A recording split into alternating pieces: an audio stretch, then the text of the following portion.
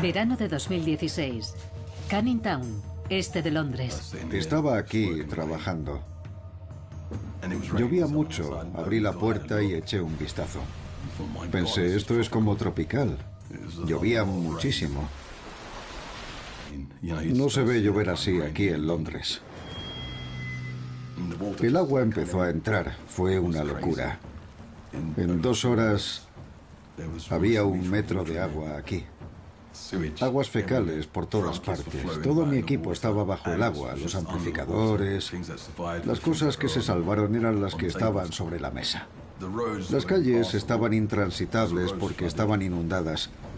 Los trenes no podían funcionar porque todo era una riada. La cantidad de agua que estaba cayendo llenó todas las alcantarillas y el agua siempre baja. Y yo estoy en lo más bajo. Si esto continúa, ¿qué voy a hacer? Grandes ciudades del mundo se enfrentan a amenazas que nunca antes habían afrontado. Nueva York, Tokio, Londres, Miami. Las amenazas provienen del mar, de arriba y de abajo. Estos son los problemas y sus soluciones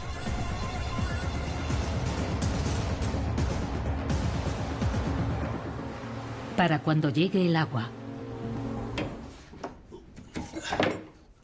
Aquí abajo está el compartimento de las bombas. Sé con toda seguridad que volverá a ocurrir. La cuestión es cuándo. Reconstruirlo todo nos costó 10 meses. Dios no quiera que pase de nuevo y que lo destroce todo otra vez. Si vuelve a ocurrir, hago las maletas. Las inundaciones se han convertido en algo habitual en Londres. En 2007, la intensa lluvia inundó 1.400 casas en la ciudad. Se está construyendo mucho en Londres en este momento. Donde hay un espacio libre, se construye. Así que, ¿dónde va el agua de lluvia? Ya no la absorbe la tierra. Londres se enfrenta a 3 desafíos. Las lluvias en el Reino Unido han aumentado un 20% en la última década. La ciudad está densamente construida a lo largo de la llanura aluvial del Támesis y el agua no tiene a dónde ir. El Támesis arrastra más agua que nunca, ya que los niveles del mar suben alrededor de la isla. El Támesis siempre ha ocupado el centro de la prosperidad de Londres, enlazando la ciudad con el mundo. Pero también supone una amenaza. Probablemente Londres encabece una de las mayores historias de inundaciones en el mundo. Hay registros que se remontan a miles de años atrás que constatan cientos de tormentas importantes que la han azotado y que han matado a miles de personas. Londres tiene 8 millones de habitantes, pero está diseñada para 4 millones. Ha duplicado su población en los últimos 125 años. Si Londres deja de funcionar y se inunda, este país dejará de funcionar. El Támesis está considerado el río de Londres, pero forma parte de una serie de afluentes y humedales de 350 kilómetros que atraviesan el sudeste de Inglaterra. Fluye hacia el este desde Greater London hasta el Mar del Norte, a 80 kilómetros de distancia. Robert Mwigwood es un científico especialista en riesgos. Este es un mapa de la zona de Greater London. En el extremo occidental está el río, que entra desde la campiña del oeste de Londres. Al entrar el río se hace más ancho. También se va haciendo más turbio, porque las mareas son muy fuertes y transportan mucho lodo. Gira aquí y llega a Westminster, el centro del gobierno, muy cerca de Hyde Park. Por aquí arriba va hasta la City de Londres, el antiguo centro, que está sobre una ligera colina protegida del riesgo de inundaciones. Posteriormente a las inundaciones o grave riesgo de ellas, se han ido elevando los muros en el centro de Londres que lo protegen del río. Al subir el nivel del mar, el Támesis se ve afectado, ya que su estuario fluye hacia el Mar del Norte. Eso plantea más desafíos para Londres. El Mar del Norte es una zona propicia para la tormenta perfecta. Aquí el viento no encuentra obstáculos y eso hará que el oleaje del mar sea más intenso. Pero el Mar del Norte también hace de embudo. El viento y las tormentas empujan las aguas del Mar del Norte hacia el estuario del Támesis al oeste y río arriba hasta Londres. El agua solo tiene un sitio al que ir. Y sabemos cuál es el final del camino. Londres. Estas marejadas ciclónicas han inundado Londres a lo largo de la historia. En 1928 hubo una marea alta en el Támesis a su entrada en Londres y una marejada ciclónica proveniente del Mar del Norte. De hecho, el término marejada ciclónica se acuñó tras aquello. Hasta entonces la gente no tenía un término para describir ese tipo de inundación. Inundó todo el centro de Londres, en particular la zona de Westminster. Ahogó a 14 personas y varios miles perdieron sus casas. La voz de alarma la dio una tormenta que golpeó Londres con una fuerza desatada en enero de 1953. La gente se acostó esa noche sin saber que iba a haber una inundación, pero algunas no despertaron al día siguiente. La tormenta comenzó con fuertes vientos sobre el Mar del Norte, azotando las costas desde Escocia hasta los Países Bajos, que combinada con una marea viva, provocó una enorme crecida del Támesis. El país era diferente en aquel tiempo. No había ningún sistema de alarma. En realidad no había ninguna defensa. En la desembocadura del Támesis, los vecinos de la isla de Canby no tenían ni idea de lo que se acercaba. Ray Howard tenía 11 años y recuerda que le despertaron en mitad de la noche. Estábamos arriba, acostados, cuando de repente mi hermana entró en la habitación y dijo: ¡rápido! Un río de agua baja por la calle. Miles de millones de metros cúbicos de agua barrieron la ciudad. La gente se subió a los tejados aferrándose a ellos debido a la fuerza del agua y a la fuerza y la altura de la marea. La riada alcanzó Londres a medianoche.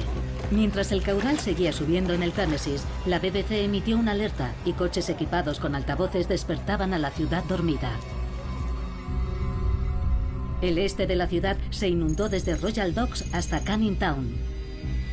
En el puente de Londres, el agua alcanzó el nivel más alto registrado, amenazando con romper los muros e inundar el centro de la ciudad. De hecho, en el centro de Londres el río se desbordó. Fue un suceso muy grave. Pero el viento cambió de manera inesperada y la marea retrocedió. Londres se salvó, pero aún así la destrucción fue inmensa. Los helicópteros han colaborado llevando provisiones a los supervivientes y ayudando a mantener los servicios en zonas que aún no han sido evacuadas. La gente más pobre sufrió mucho. 59 personas perdieron la vida en la isla Canby en esa terrible noche. 309 personas murieron a lo largo de la costa este del Reino Unido. 65.000 hectáreas quedaron inundadas en todo el Reino Unido. Un daño equivalente a 2.000 millones de dólares de hoy. Pero pudo haber sido aún peor para Londres, así que el ayuntamiento decidió actuar. Ahí nació la idea de que Londres debería ser protegida. La inundación fue muy grave y comprendieron que si seguíamos haciendo lo mismo, en el futuro no podríamos protegernos del creciente problema de esas grandes mareas que hacen que el río se desborde e inunde toda la llanura aluvial hasta el centro de Londres. Las opciones eran no hacer nada o trasladar Londres, dado el gran riesgo que corre. La tercera era, ¿construimos una barrera? Londres reforzó sus defensas con casi 320 kilómetros de diques, puertas y barreras a lo largo del Támesis y sus afluentes. Pero se necesitarían 2.000 millones de dólares y 30 años para crear la joya de la corona. La barrera del Támesis. Unas compuertas de 550 metros desde New Charleston a Silverstone a través del Támesis se terminaron en 1982. Tower Bridge es el puente más grande. Luego el río va haciéndose más ancho, gira pasados los viejos muelles hacia el sur y luego hacia el norte otra vez en un gran meandro. Aquí está Canary Wharf, el nuevo gran centro financiero de los rascacielos. Más al este el río sigue ensanchándose y nos dirigimos hacia el mar. Y por fin llegamos a la línea de la barrera del Támesis. El oeste está protegido de las mareas ciclónicas que provienen del mar por la barrera del Támesis. La barrera permanece abierta para que los barcos puedan llegar al puerto de Londres. Pero cuando se aproxima una marea ciclónica, 10 compuertas de acero se elevan desde el lecho del río. Esto forma un sólido muro contra millones de metros cúbicos de agua que inundarían Londres. Desde su instalación se han utilizado 182 veces y Londres nunca se ha visto inundada. Andy Bachelor ha sido el director de esta maravilla de la ingeniería durante 20 años. La barrera es como un gigante durmiendo, porque si hacemos bien nuestro trabajo, nadie necesita saberlo. Y Londres está protegido. Las mareas van y vienen, la barrera se cierra y nadie se moja los pies. Esa es una buena gestión en el riesgo de inundaciones. Durante 3 décadas, la barrera ha mantenido a la ciudad a salvo. La barrera del Támesis fue diseñada para que sirva de protección durante 1000 años. Hay un 0,1% de posibilidades de que Londres se inunde gracias a esa barrera. Por eso funciona. Pero mientras iba haciendo su trabajo de proteger Londres, el clima ha ido cambiando. Ahora la barrera del Támesis se enfrenta a un nuevo desafío. La barrera se diseñó en los años 60. Cambio climático, calentamiento global, no eran frases habituales de entonces. Los diseñadores la habían planificado para un aumento del nivel del mar, no por las mareas ciclónicas, sino porque el sudeste de Inglaterra se hunde, literalmente, a un ritmo de 1,5 milímetros al año. Los ingenieros que crearon la barrera hicieron sus cálculos contemplando la subida del nivel del mar en el futuro. Pero no pensaron en el cambio climático. Solo sabían que la formación geológica bajo el sudeste de Londres se está hundiendo. Su valoración geológica es lo que los llevó a incluir un factor de seguridad de 8 milímetros cada año en el diseño de la barrera. Si tenemos una elevación del nivel del mar, además de la masa de tierra que se hunde, la combinación puede resultar alarmante. Ahora el cambio climático es visto como una amenaza presente y futura. Un dramático acontecimiento climático ocurrido en 2013 dejó al descubierto la vulnerabilidad de la celebrada barrera del Támesis. El 5 de diciembre, el ciclón Javier azotó la costa este de Gran Bretaña, llevando al Mar del Norte a su mayor altura en décadas. En el norte de Reino Unido, el 5 y 6 de diciembre, los niveles del mar fueron más altos que en 1953. La marea ciclónica arrasó hasta el Támesis. La barrera se mantuvo y cumplió con su habitual tarea. Ese fue el acontecimiento más significativo que hemos tenido desde 1953. Así que fue una prueba del nivel de capacidad protectora de la barrera. Pero durante esa tormenta ocurrió algo nuevo. Una lluvia torrencial elevó el caudal del Támesis a un nivel sin precedentes.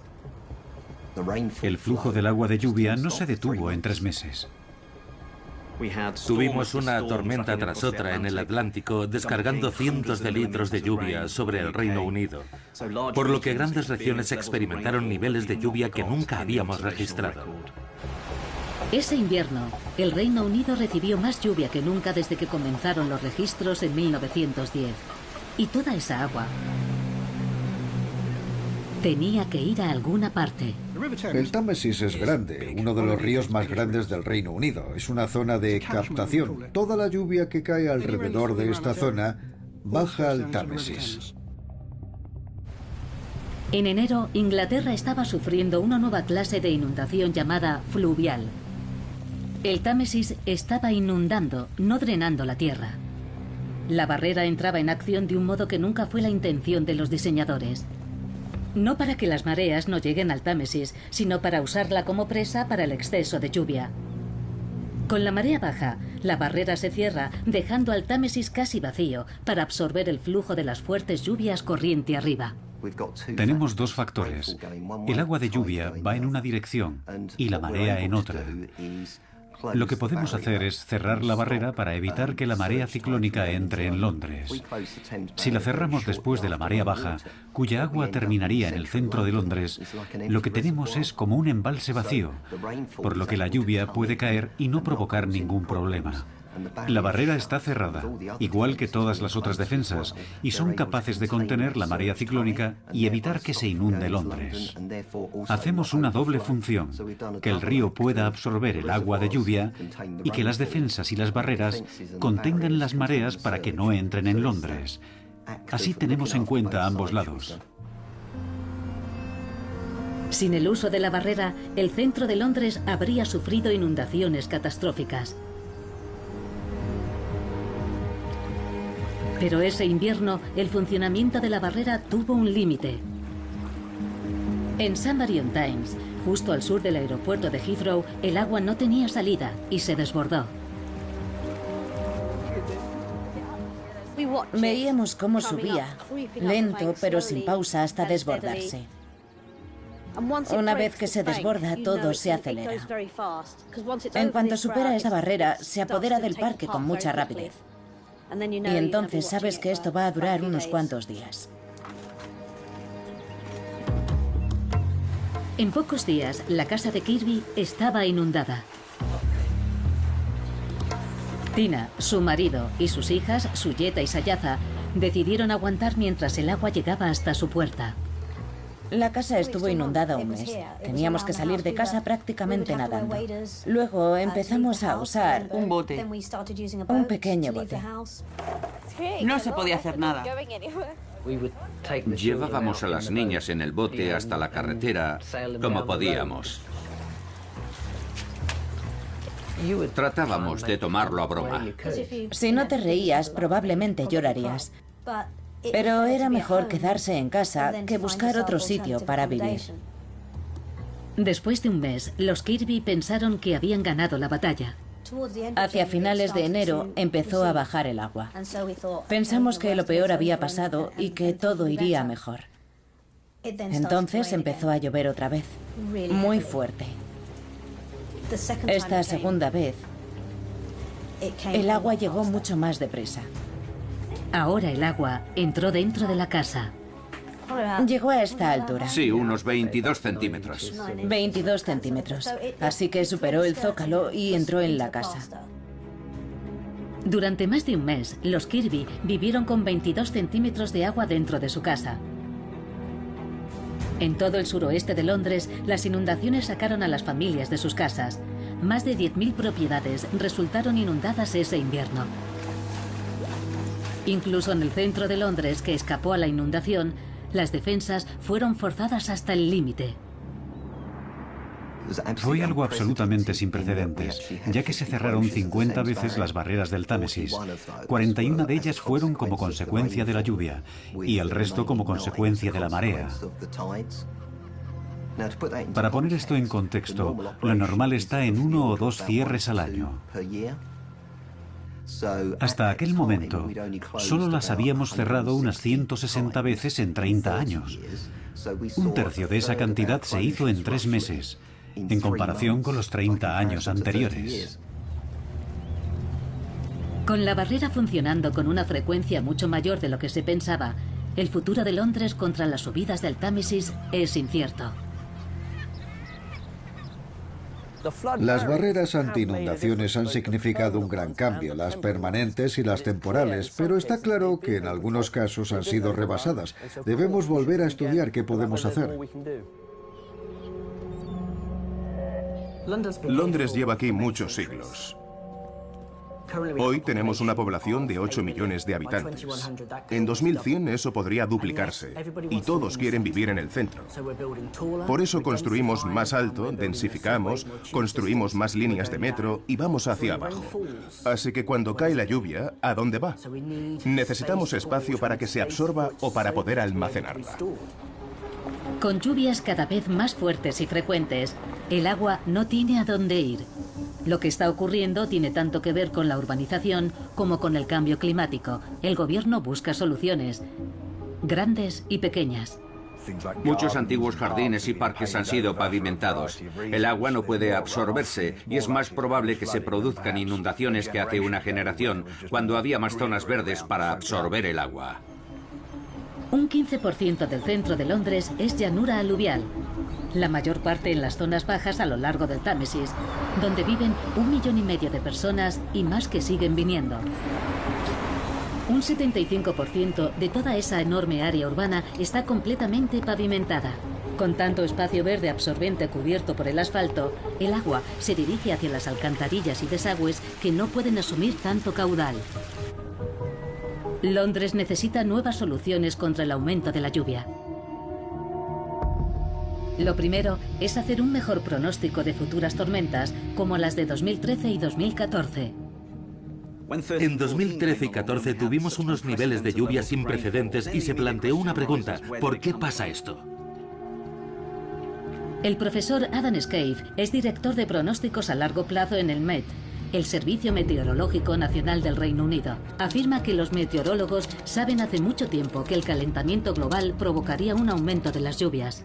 La ecuación de Clapeyron es una fórmula muy sencilla que se estudia en el instituto.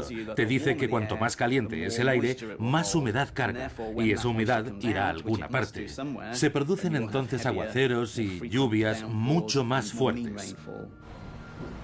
Eso está claro, lo sabemos. La gran pregunta es ¿dónde? ¿Dónde va a caer toda esa lluvia? Y eso es mucho más difícil de saber. Los instrumentos tradicionales como los satélites proporcionan parte del panorama, pero el pronóstico a largo plazo tiene que tener en cuenta otros factores. Hay que tener en cuenta el aumento del CO2 porque las temperaturas van a ser muy diferentes. Pero si quieres pronosticar un periodo más largo, como una semana, el océano juega un papel muy importante. Tenemos las sondas Argo. Hay miles de estas sondas por todo el globo.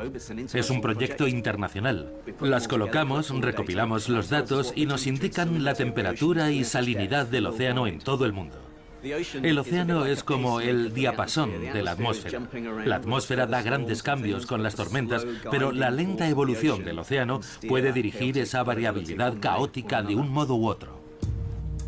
Todos esos datos son recopilados en uno de los mayores superordenadores del país. Podemos dividir el globo en píxeles cada vez más pequeños. Y cuantos más píxeles tenemos, más capas del océano y de la atmósfera representamos. Y más preciso puede ser el pronóstico. Esto permite acotar los efectos de la lluvia en una zona específica. Los resultados del ordenador no arrojan buenas noticias para Londres. Estamos convencidos de que en invierno vamos a ver más lluvias, más fuertes y más veces, y por lo tanto más inundaciones. Todos los inviernos hay una posibilidad de entre el 5 y el 10% de batir un nuevo récord. En unas décadas lo que es ahora un acontecimiento sin precedentes será la norma. La barrera del Támesis se diseñó para ser utilizada unas pocas veces al año. Si se necesitara accionarla 50 veces o más, como en el invierno de 2013, se desgastará. Esto es una certeza mecánica. Es como un coche si lo conduces continuamente y nunca tienes tiempo de llevarlo al taller para hacer el mantenimiento. Tiene que haber una cifra óptima, y la hemos calculado en 50. Estamos valorando que cuando lleguemos a ese máximo de 50 al año, necesitaremos una nueva barrera. Y eso sin contar con el siguiente gran problema: la subida del nivel del mar. Londres tiene que prepararse para lo que subirá el nivel del mar a finales de siglo. Los cálculos predicen que podrían ser de 25 a 90 centímetros. Basándonos en la aceleración que vemos en estos momentos, creemos que será al menos de 50 centímetros o más. Lo esperamos por una aceleración de la fusión del hielo que irá aumentando poco a poco. El máximo que estimamos en Londres podría ser de 2,5 metros a finales de siglo. Ese es un índice muy alto y bastante verosímil. 2,5 metros de aumento del nivel del mar. La Agencia Medioambiental, el organismo del gobierno que asume la tarea de la protección contra las inundaciones, recomendó que se ampliara la vida útil de la barrera hasta el 2070 para ganar tiempo. El diseño original de la barrera, con el mantenimiento adecuado, da suficiente margen para otros 40 años de uso con un alto nivel de protección, y puede durar más que eso. Pero eso era antes de que las inundaciones de 2013 aumentaran tanto la carga de trabajo de la barrera. Más lluvia y subida del nivel del mar provocarían más estrés en las infraestructuras de Londres. Podríamos sufrir un acontecimiento climático tan grave que sobrepasaría nuestras defensas. Ni siquiera mejores soluciones de ingeniería pueden durar para siempre. Las defensas actuales de Londres pronto necesitarán reforzarse o reemplazarse. Tanto si es la barrera como los muros del centro de Londres o fuera en el estuario, eres tonto si no sabes que las cosas tienen un tiempo de vida y no planificas algo para cuando llegue a su fin. Más lluvia y más intensa. Una enorme ciudad de asfalto y cemento. Un sistema de barreras envejeciendo y sobreutilizado para el peligroso Támesis. Y mares crecientes aumentando el poder destructivo de las mareas ciclónicas. El Reino Unido se está equipando para el siglo XXI con diversas soluciones. Algunas de baja tecnología, otras entre las más avanzadas del mundo.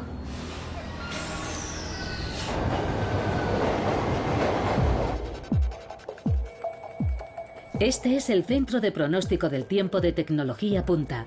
Su director, Brian Binal, y su grupo tienen satélites, radares y sondas costeras que les proporcionan información al minuto. Recibimos muchos datos y tenemos un personal muy especializado. Ellos tienen que tomar la decisión de si deben despertarme a las 3 de la mañana para decirme tenemos que informar al gobierno. De ellos depende la respuesta. Nosotros les decimos cuál puede ser el riesgo, qué zonas podrían inundarse o si podría ser tan grave como en 1953. Su objetivo es asegurarse de que las órdenes de evacuación se den con la suficiente celeridad como para salvar vidas.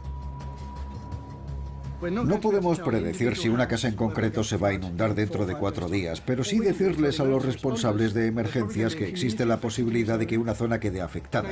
Corres el riesgo de gritar que viene el lobo, evacuar una zona y que luego no ocurra nada. Prefiero tener eso en mi conciencia. El agua entra en Londres por todas partes. El problema es por dónde sale. Gran parte de la gestión de riesgo de inundaciones es trasladar el agua a otros lugares o mantenerla donde no daña a las personas ni a las propiedades. Pero cuando todo está bajo el agua tienes muchas limitaciones sobre lo que puedes hacer. El gobierno tiene un plan para abordar el cambio climático este siglo. TE 2100 es el proyecto para evitar que Londres se hunda bajo el agua. El túnel Thames Tideway es uno de los más ambiciosos y caros. Está diseñado para canalizar el agua de las alcantarillas desbordadas antes de que llegue al río.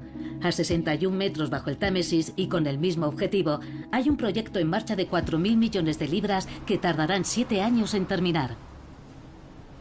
A finales del siglo XIX, los ingenieros victorianos fueron los primeros en proporcionar agua e instalaciones sanitarias bajo el centro de nuestra ciudad.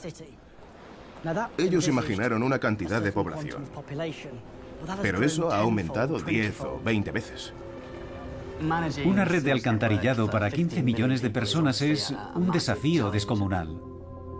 Rob Sainsbury y Pascal Lane trabajan para Aguas del Támesis. El sistema de alcantarillado que supervisan es uno de los más largos del mundo. Intentamos que sea lo más resistente posible, pero hay épocas en las que la lluvia es muy copiosa y no puede asumir tanto caudal.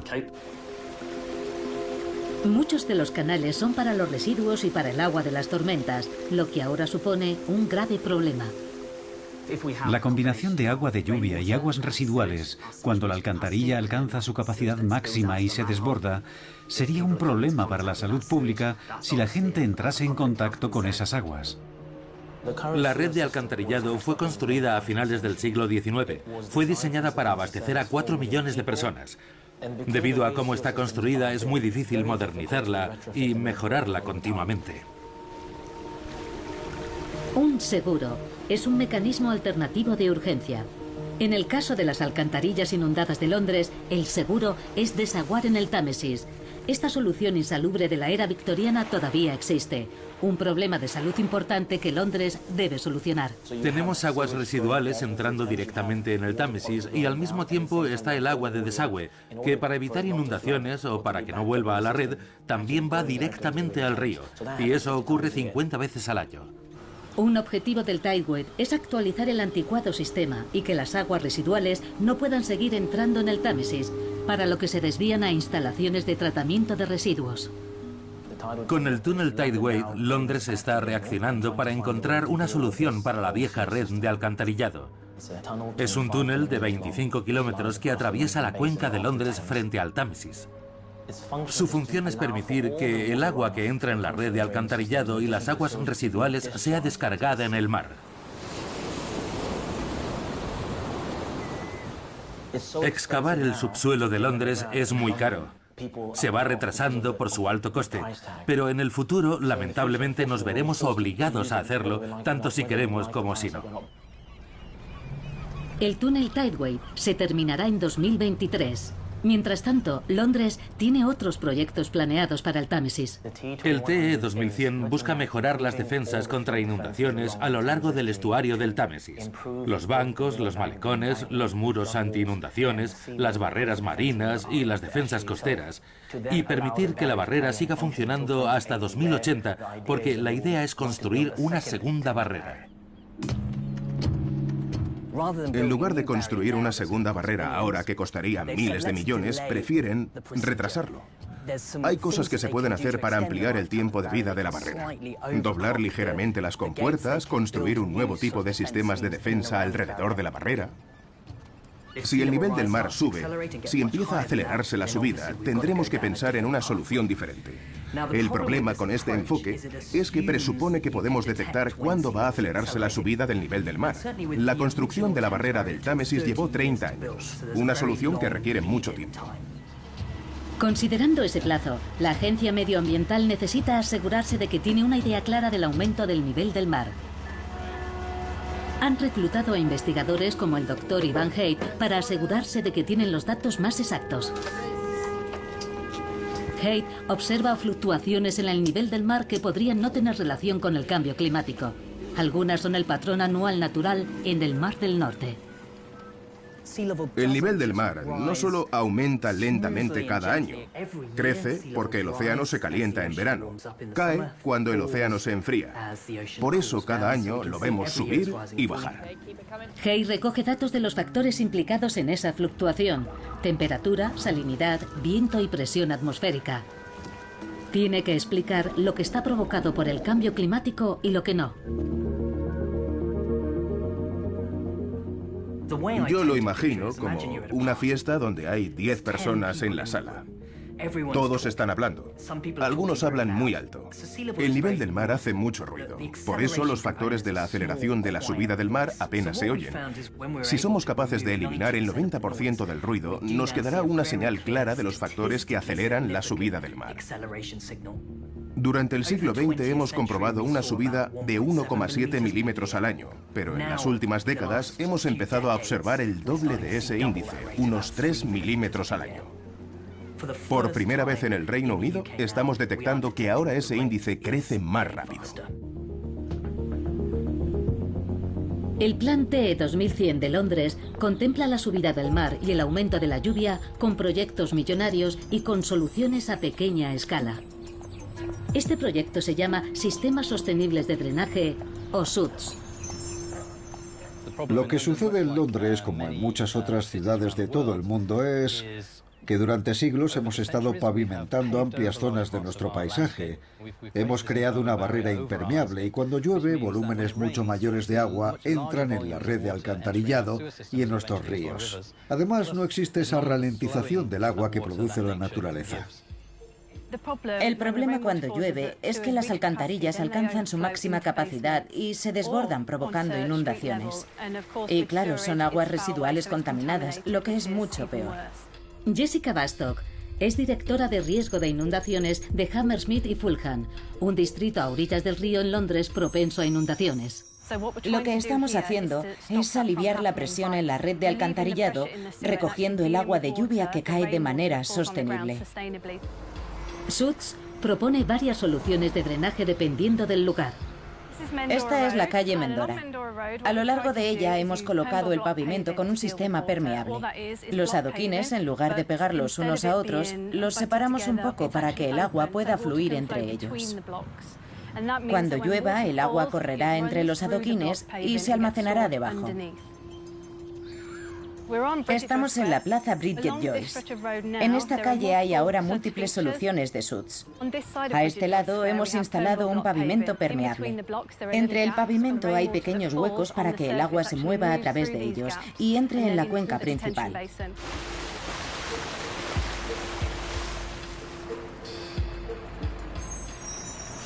Cuando la cuenca empieza a llenarse durante una intensa lluvia, hay un punto de inundación. Volverá a la red de alcantarillado lentamente, solo será un hilillo de agua. En este lado de la plaza hay un colegio. Y para incorporar el colegio al diseño, canalizamos el agua de lluvia del tejado. Hemos desconectado las tuberías que habrían desaguado normalmente en las alcantarillas. Y las hemos canalizado hacia el frente para que alimenten directamente la cuenca. En la calle Goldhawk ha sido implementado otro proyecto de Suits. Esta calle es muy frecuentada. En este tipo de situaciones lo que hacemos es colocar un drenaje sostenible que encaje en el paisaje. Se pensó que la mejor solución sería diseñar 3 fosos. Recogen el agua de la calzada y la transportan hasta este desagüe de aquí. Este es un desagüe lateral que conduce el agua a cada uno de los fosos. Debajo de ellos hay muchos contenedores que almacenan el agua. Kevin Barton cree que el proyecto Suits será algo habitual en Londres en 2100. Pequeños pasos con grandes resultados. Cada vez más personas aceptan el proyecto Suits cuando entienden que ahorras dinero y que es bueno para los constructores, para el medio ambiente y para evitar las inundaciones. Desde una perspectiva general no hay duda de que es bueno.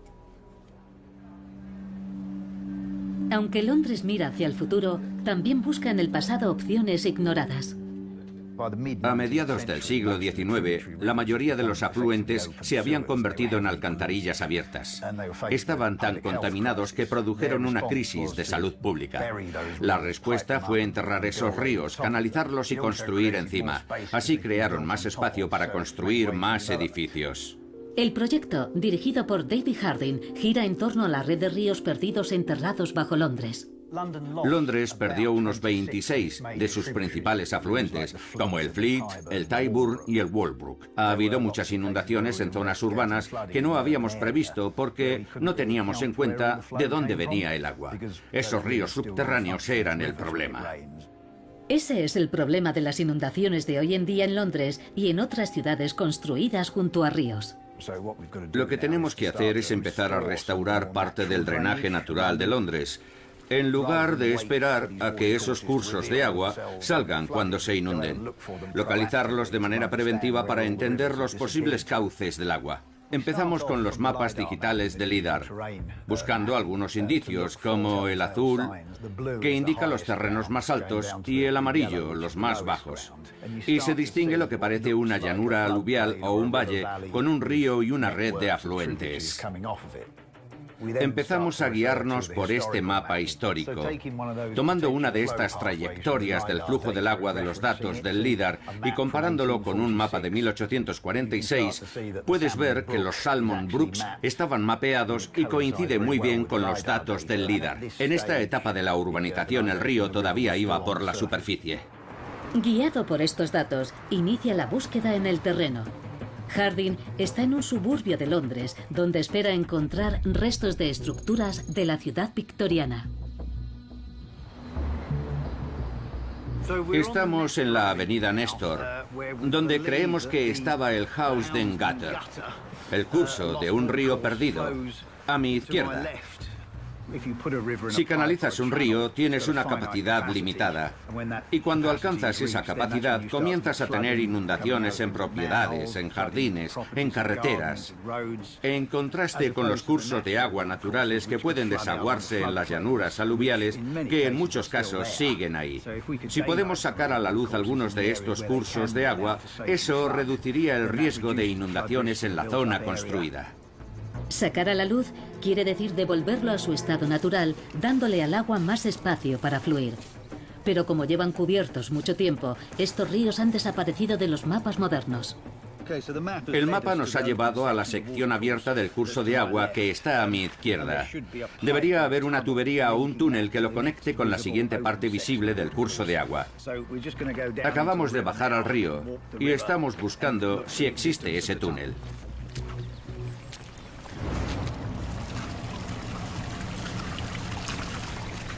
Harding confirma que su investigación identifica correctamente la existencia de una sección enterrada del río.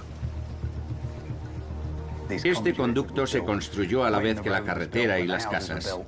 Fue una manera de trazar una línea y utilizarla como vía de comunicación. Ocurre a lo largo de miles de kilómetros de cursos ordinarios de agua en todo Londres. La mayoría de las personas que viven y trabajan aquí no tienen ni idea de que una vez un río atravesó su calle y puede que pronto lo haga de nuevo. No hay razón por la que no puedan ser recuperados. Ahora que sabemos que está aquí y conocemos los riesgos de inundaciones corriente arriba provocados por el estrangulamiento del túnel, podemos buscar soluciones para permitir que el río se expanda en zonas seguras. Hasta ahora, una docena de ríos perdidos en Londres han sido sacados a la luz. Uno de los mejores ejemplos aporta belleza al paisaje con diques de tierra y terraplenes en los humedales First Farms en Enfield, en el norte de Londres.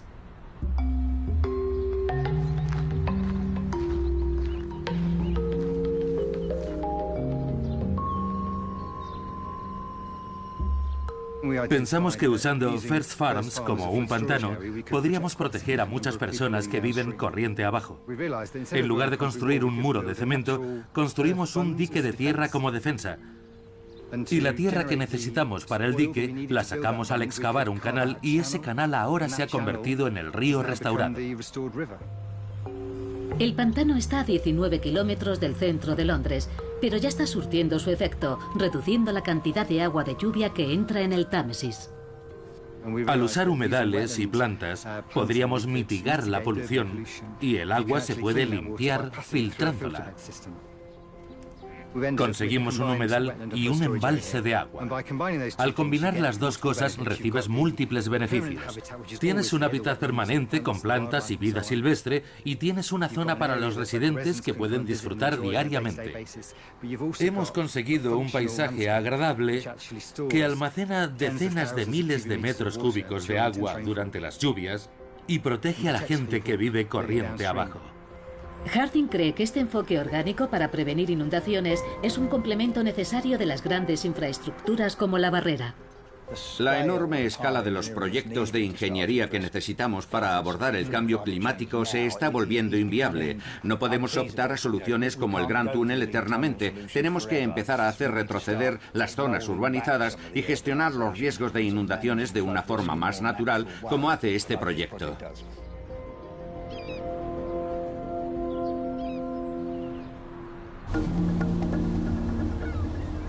Otra solución más radical es no luchar contra el mar creciente, sino trabajar con él. Richard Coutts es un arquitecto especializado en arquitectura flotante. Londres está particularmente amenazado por el cambio climático. Sube el nivel del mar y hay más lluvias. Estamos construyendo más y el resultado de esto es que no tenemos suficiente capacidad para librarnos de toda esta agua. Para abordar esos desafíos tenemos que usar el espacio que ocupa el agua. Tenemos que habitarlo y optimizar nuestros recursos.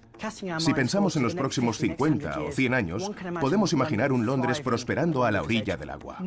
Nuevas estructuras habitando los espacios del agua.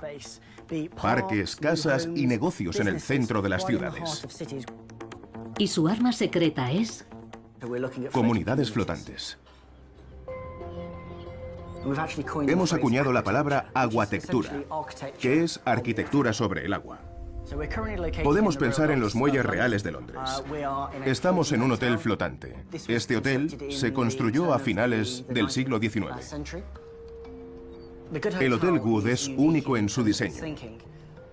Es un edificio industrial sobre una base flotante. Esto era en principio una prisión que estaba atracada en Ámsterdam. Ya no servía para ese propósito y he aquí una de las cosas maravillosas de la arquitectura flotante, su flexibilidad. Lo puedes llevar a cualquier otro sitio y darle un nuevo uso. Y un edificio que anteriormente nadie quería, ahora la gente paga mucho dinero por alojarse en él y descansar a la orilla del agua. Aguatectura es un diseño que incorpora el agua en lugar de luchar contra ella. Algo que Coutts ve como una solución para el futuro de Londres. Estamos buscando cómo hacer más resistentes las casas sobre pilares y viviendas anfibias. Estamos pensando en crear comunidades flotantes resistentes a las inundaciones. Esta es la primera casa anfibia del Reino Unido y está construida a 8 metros del río Támesis. Es una casa diseñada para subir y bajar con el agua. Este enfoque es muy práctico porque permite a quien vive aquí estar en su jardín a un nivel bajo. Y en el caso de inundación, la casa tiene una respuesta. Los beneficios de una casa anfibia son que en caso de inundación puede flotar. Literalmente sube y baja. El jardín está diseñado como un sistema de seguridad de forma escalonada, como gradas. Cuando se llenan los 2 primeros tramos, la casa empieza a flotar. La arquitectura que trabaja a favor en lugar de contra el agua está siendo considerada por muchos diseñadores e ingenieros. Coutts confía en que las estructuras flotantes al final serán aceptadas en todo el mundo. Ciudades flotantes. Esas ciudades que están a orillas del agua y siguen creciendo serán las que se adapten al agua.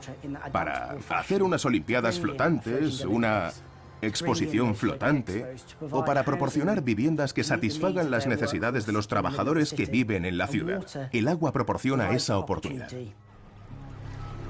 Durante décadas, Londres confió que la barrera del Támesis la mantendría a salvo. Ahora ya no se puede seguir confiando en ella mientras las lluvias se intensifican y sube el nivel del mar. Los riesgos de Londres son enormes. 1.200.000 personas están en peligro y el coste asciende a 375.000 millones de libras en infraestructuras. Podría seguir diciendo números. No podemos fracasar. Tenemos que hacerlo bien. La búsqueda de una ciudad con múltiples soluciones continúa. La mentalidad victoriana era que siempre se podía añadir suficiente tecnología y cemento a un problema para arreglarlo. Pero creo que esto no funciona ya. Un enfoque más natural a la gestión del riesgo de inundaciones es la única vía sostenible frente a un clima más severo, el creciente nivel del mar y periodos de lluvia más largos. Necesitamos arquitectos y diseñadores que encuentren soluciones inteligentes para el aumento del nivel del mar y que las integren en el diseño futuro de la ciudad. Los desafíos son inmensos, como también las propuestas, pero Londres está preparado para la batalla. En Londres tenemos que tomar algunas decisiones. Tenemos un maravilloso legado que proteger y defender. Tal vez, en algunas zonas, podamos mantener las defensas contra las inundaciones, pero en otras necesitamos aumentar la capacidad de drenaje para estos volúmenes de agua. Quizá tengamos que derribar algunos edificios y hacer más parques. Podremos usarlos como zonas recreativas, pero tenemos que pensar de forma inteligente. Los legisladores tienen que ponerse al día y ayudarnos a construir innovadoras infraestructuras y nuevas formas de vivir que permitan crecer a nuestras ciudades. El mayor desafío es hacer que los legisladores, las personas que toman decisiones, entiendan que tenemos que optimizar estos sistemas para que funcionen. Creo que solo eso ya es un gran desafío respecto a lo que Londres necesita para entrar en el siglo XXI. Porque esa adaptación desafía nuestra forma de pensar, cuestiona todo lo que creemos que hacemos en nombre de la sostenibilidad y del progreso.